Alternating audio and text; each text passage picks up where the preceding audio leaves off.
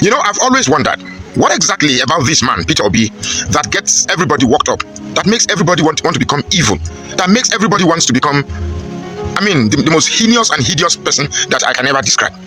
For starters, I thought they said Peter Obi came a distant third and poses no threat to any government. Why is it Peter Obi? Why is it always Peter Obi? It's so bad to the extent now that the Tinubu government has employed a lot of social media trolls to begin to change narratives, to begin to give you narratives, and these narratives are aimed to either discourage you or either to accept the fact that we have been captured and there's nothing we can do about it, and to give you the narrative also is to make Tinubu look like a god that cannot be touched. That's not true. Some of these narratives that I have jotted down is like, one, that Peter Obi is weak. I don't know where they got that in from. For a man who is resolute, who has principles, who has confidence, last time I checked, the character of a man is not judged by his skin or color or race or region, but by the content of his character. How do you describe a man who has astute character being weak? A man who stands firmly by his decision. I don't describe that person as weak. I describe that person as firm. Even at that, the strong ones like Buhari and Tinubu that have led this country, to where have they led this country with their strength? So don't be deceived. They said Tinubu cannot be removed. For me, Tinubu is the easiest president that can be removed. We just need the will of the people coming together to remove him. Yes, he has INEC, yes, he has judiciary, but if the people come together and tell them that whatever you do will be met with grave consequences, Tinubu will be removed. They said if you give Igbos the presidency, they will break this country apart. That's a lie. The Igbos need Nigeria more than Nigeria needs Igbos. So everything they tell you about breaking is just a lie. They that have kept this country together, what kind of country have they given you? A country where you suffer and a police is getting 1,500 after 35 years and a politician is getting 20,000 naira in a month? Is that the Nigeria that you want? No. Is that the Nigeria you want that must remain one? No. They tell you that Obi's followers are reducing. That's a lie. I can tell you that those who didn't vote for Peter Obi did not have now realized and are wiser and they will vote Peter Obi this time. Peter Obi's followers have increased more than it is before. They tell you that the North will not vote for Peter Obi. That's a lie. The North are wiser now. That the ungodly union they have with people that are taking over their land, unaliving them and pushing them away from their farmlands, that relationship will no longer be. Adibo man comes to your place, he doesn't blow himself up, doesn't take over your land, he doesn't tell you that this farmland is my own, he doesn't live in the bush, he comes to the town and stays in town. How is Igbo man a threat to Nigeria? That's a lie. They tell you that Tinubu is saving us from Fulanis, that if not for Tinubu, Fulanis would have wiped out Nigeria. Really? People are still losing their lives every day, and Tinubu is there saying nothing, declaring no state of emergency in states where 200 people were unalive.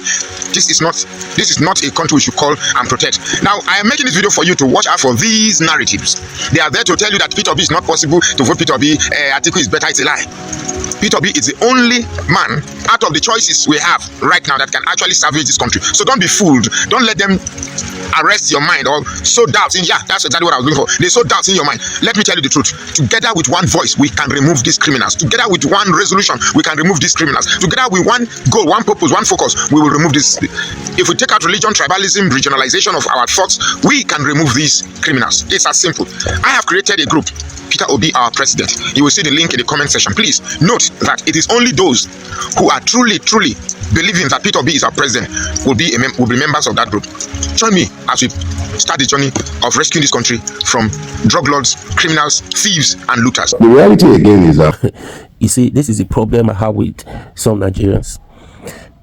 When somebody says, or they keep saying that Peter Obi is too weak, he can't be president, he's too weak for the job. How is a principal man become a weak man? Peter Obi is a principal man. He works according to the law, and everything should be done based on laws, right? How is a principal man who believes in the rule of law become a weak man? A weak man who successfully ruled Anambra State for 8 years, which, if you are counting the best governor in Nigeria today, you must count Peter Obi. Now, anyways, all those people are just APC sponsors online to just create different narratives. They say whatever they want to say. That is their own. All I know, we are not fighting heavyweight. This is not WWE that you say Peter Obi does not have the strength to fight John Cena. So they are not fighting. This is by law.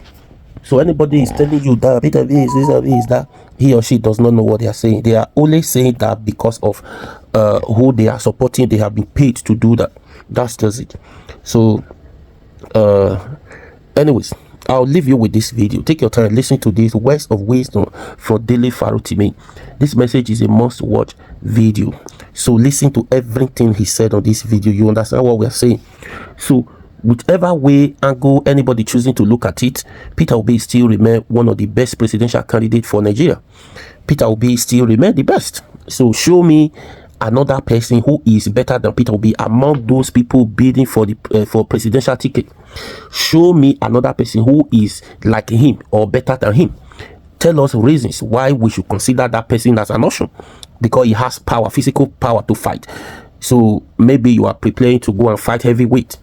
So that is just it. Now watch this video from Daily Faro TV, and please don't forget to like, share, and subscribe to this YouTube channel. I'll be your guy now. Much as one might seek to ignore these noises, it also, to a very large extent, reflects the reality with which the Nigerian is grappling. So if you really want to feel the pulse, it's easier sometimes to find it on social media. But because the issue to which I wish to address myself this morning did not arise only in the last week, but is something that has crept steadily into our body policy over the years. For decades, it's always been there, but it had never really been as weaponized as it has become in recent times. And I speak specifically to the issue of ethnic bigotry. Religious bigotry, ethnic bigotry, has been part and parcel of our national life for a long time.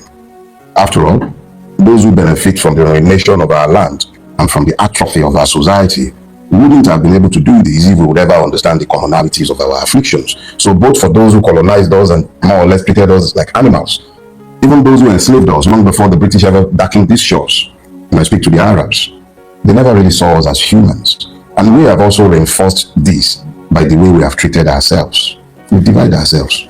Oh, the Yorubas are this. Oh, the Igbos are that. Oh, the Fulanis are this. The Ijaws are that. And we go on and on, dividing ourselves into God knows how many useless units, because it becomes useless once it's broken.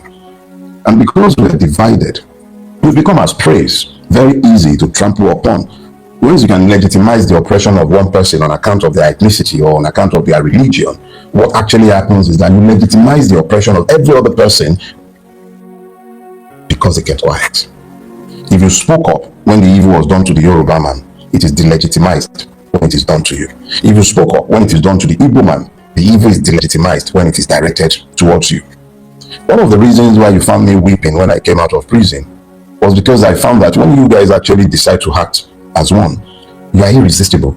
There is no force in this country that can stop you when you act as one. Case in point, NSAS.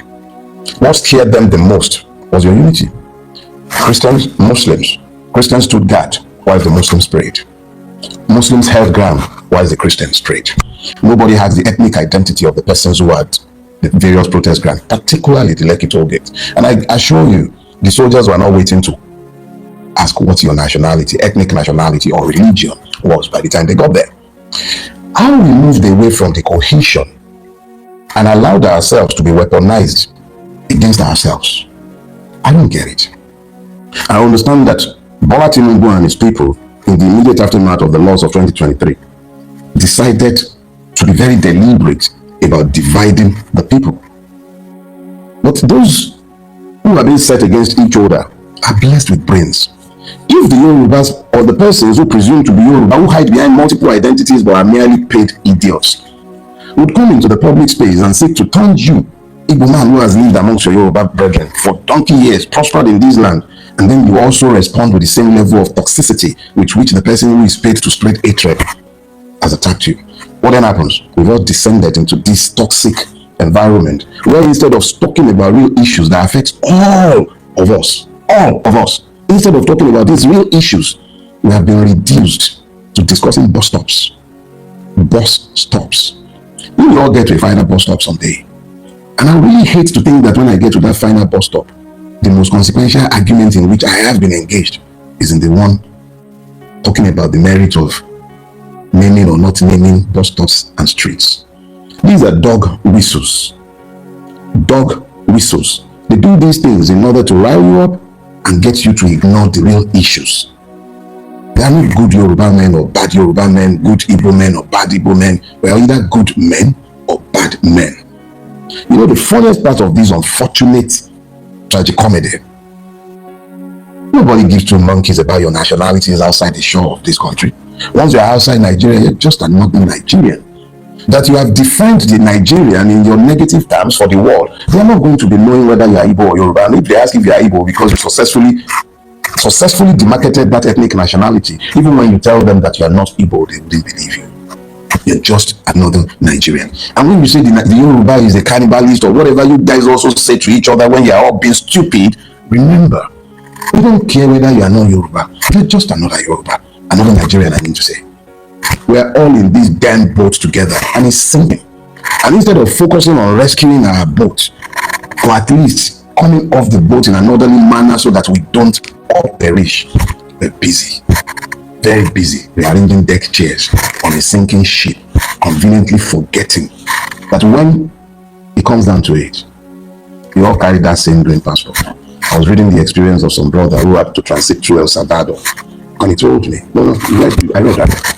He said, just because you carry a Nigerian passport, as well as other African countries and India, you get to pay an extra, I think, $1,500 in transit visa fee. What have we done that we are haunted everywhere we go? And then in our own country, it is beyond our capacity.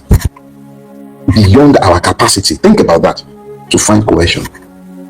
Allah led the Yorubas, and we became known as the most egalitarian of nationalities in Nigeria. Our fall from grace has been huge. The higher you are, the farther you fall when you do fall. Yorùbá ronú, a ní láti ronú. Kì í ṣe ìrònú òpònú tó ń pè é sí. A ní láti ronú, wọ́n ti mú wa lọ sóko ẹrú. There are enough reasons to wail when you look around Nigeria. The educational system is dead. It's unfit for purpose.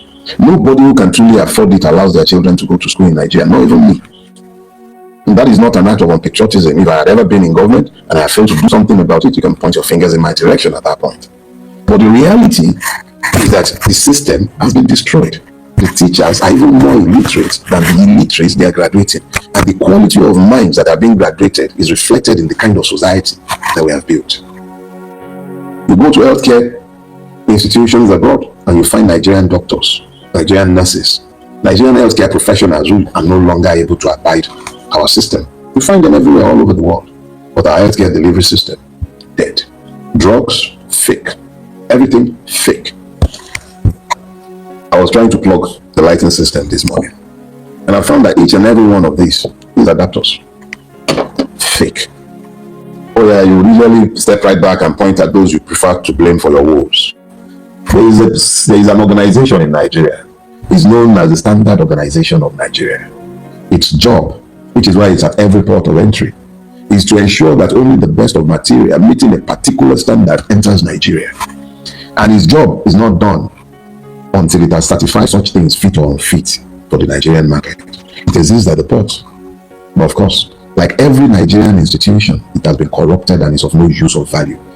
From NAFDAC to Standard Organization of Nigeria, every institution destroyed by greed, impunity. And when we draw attention to it, they are whalers. It is more convenient to blame those who import. And yes, we all know the tribe that imports, that nationality. Just blame them, instead of focusing on the failure of the Standard Organization of Nigeria. Oh yeah, let's blame them too for all the bad drugs in the market, since they are the ones who manufacture, they are also the ones who sell whore. There is no NAFDAC. Oh yes, in NAFDAC, only one nationality or religiosity is represented. What we should admit as clear evidence of national failure and putrefaction will reduce. And those who speak, they are the wailing wailers. There are enough reasons to wail in our country. I traveled around America on this my last trip. I went a distance of over 2,000 miles round trip from Vegas to Illinois. I didn't find any no potholes on the road. I saw many cows, but I found no headsmen. I saw policemen in their cars on the road, the highway patrol, the federal highway patrol, state highway patrol. I did not at any point find a checkpoint. Yeah, no checkpoint. But I come back into my country and these basics have been reduced to slogans. You'll find an idiot commissioning road. You'll find brainless governors commissioning bridges. The descent into madness has been so rapid as to be scary. But those who speak are labeled wailing wailers. When are you going to start wailing? When? Exactly when are you going to start wailing? Those who watch are singled out for oppression by government adoration by fellow victims. Deliberate wailers. If there will be more wailers, we will stop having solos, and then we'll have a chorus. And then perhaps those who have been able to block their ears in order not to hear the cries will then hear us. People will not wail. But now, instead of wailing as a collective, we're too busy speaking in discordant tones, majoring in the minuses. You should be wailing if you were thinking. The refusal to wail is an indictment on the self. It questions your ability to introspect, to actually look at the reality of your everyday existence. If you're in my own age bracket, for instance, I'm 57 now, my youth is gone. It is a painful thing for me to find that the best days of the country into which I was born are behind. It's scary. And it's actually made it that much more difficult to convince the children that there is hope in Nigeria. Or they point to the diaspora remittances as evidence of success. It's not.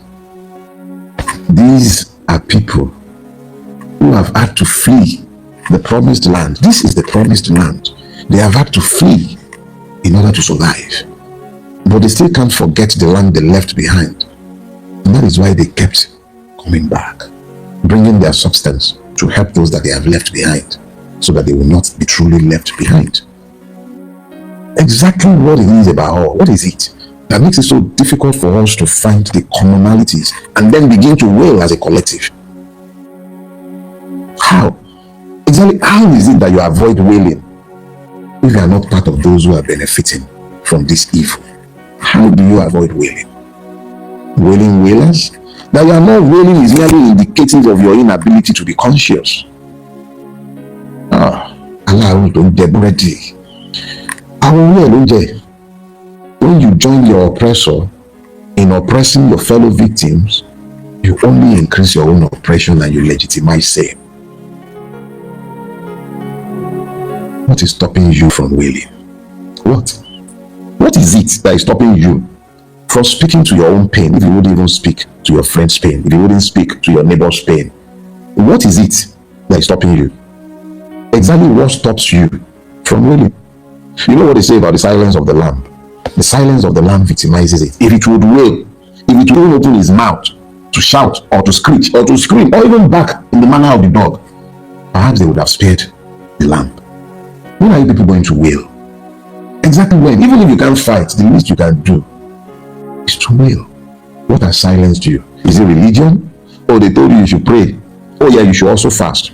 But have you asked your pastors if fasting and praying is what has built the church? The redeemed camp didn't get built by fast and pray. No. People worked. Men worked. Angels didn't come down to build the auditorium.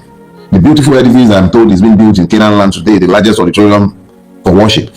It's not been built by angels. Nobody has descended from heaven to come and do anything. All that has happened is that men have been mobilized, energized, and directed to purpose. What is the purpose to which you have been directed? They'll tell you go and be fasting and be praying. The people asking you to fast and pray are sat every day with your oppressors and your ruiners, and they have nothing to say to them beyond asking for their own cut of the pie. What has stopped you from wailing? Oh, the person being oppressed is from the other ethnic nationality, so it's okay. Let them do what they will with it.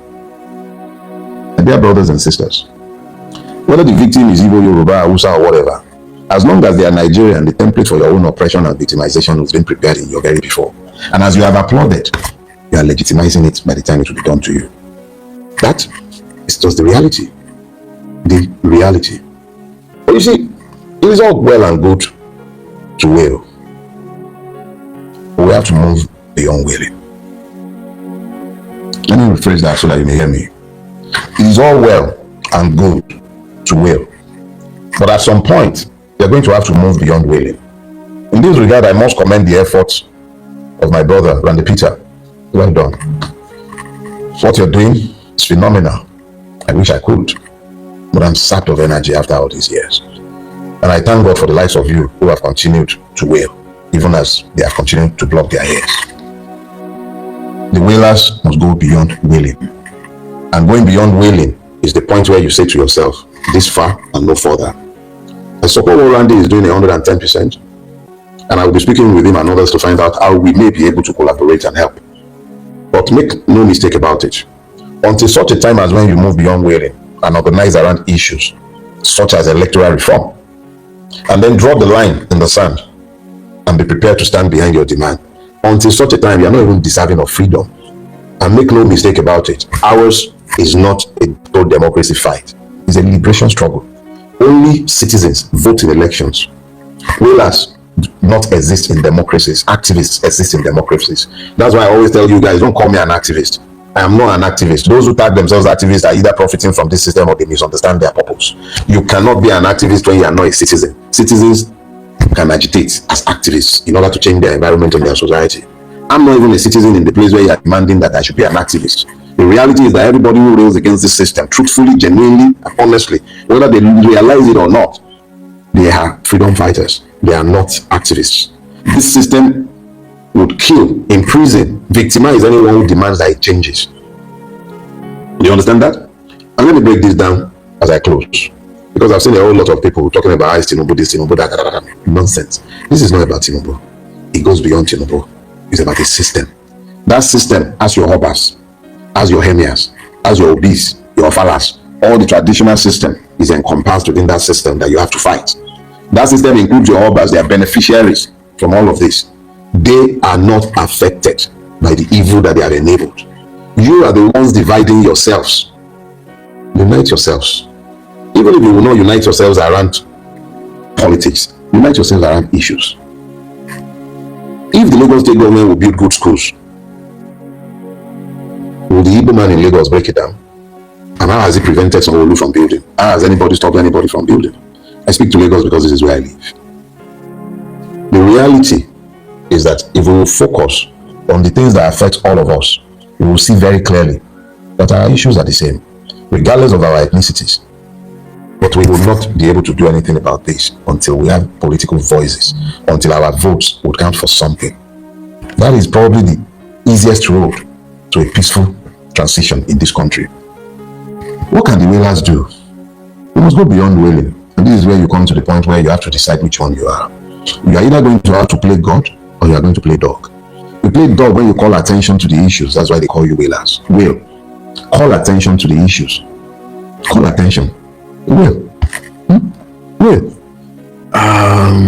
There is a nuisance that I have to get rid of. I see that he's been causing a whole lot of issues on the platform. So I've removed him. And Steve, I think the guy is called. Now, here is the point. If you do not play dog, which is where you will, then play God. Affect the situation positively. You see a person oppressed and you have the capacity to end his oppression, affect it. That's you playing God. You see evil being done, you can't stop it, but you can call attention to it. By whatever means you have, call attention to it. That is you playing God. No, that is where you play dog. You're calling attention to the evil. Do not become accomplice to evil by being silent. Your silence renders you an accomplice to evil. Whale. It's not a bad thing to be a wailing whaler. It is not. Wail. It is in your wailing that the system does not normalize evil. Evil is normalized in your silence, by your silence. Some of you would explain the evil based on one ethno-religious sentiment or the other. It renders you complicit. If it is evil, regardless of who is doing it or to whom it is done. Subjectivizing the truth silences you. And that is why you legitimize your own silence by labeling those who speak as wailing wailers. When will you start wailing? When we are wailing by your graveside? Is that when you will wail? Or when you have been silenced and unable to speak, either by sleep or by death? When shall you wail? If you look around Nigeria today and you cannot find a reason to wail, it must be because you benefit from this system. Let's go to the back. Wherever we go, home remains home. I have no desire to live anywhere else. But it is painful to be back in this blessed country and to find that the ability to rest, to relax, to enjoy the blessings that God has given us has been diminished by fellow human beings who leave the same country for the place they're coming from, see the good that is there and are not inspired to bring it back, but they keep dividing the people. We're so divided that today you have more Liverpool fans in Nigeria than Nigerians. I support Arsenal, and I have found there are more Arsenal supporters in Nigeria than Nigerians.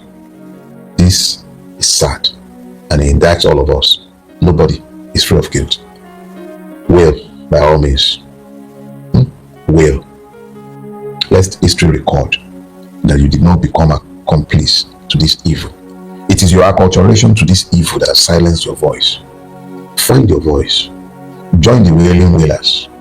There is nothing to invite silence in all of this. As a final word, because I see Fine and others like him who have been busy talking about how dividing Nigeria is the solution, I assure you that if it could be so easily broken, I'll be the first to vote for it. Perhaps that might finally put the lie to those who believe that such simplistic solutions will take away the troubles. It only begins there. We'll break it even more. Our salvation lies in all of us becoming wailing wailers and then moving beyond wailing into acting. But the likes of Randy have invited you to the simplest of actions, a demand for your right to vote as citizens.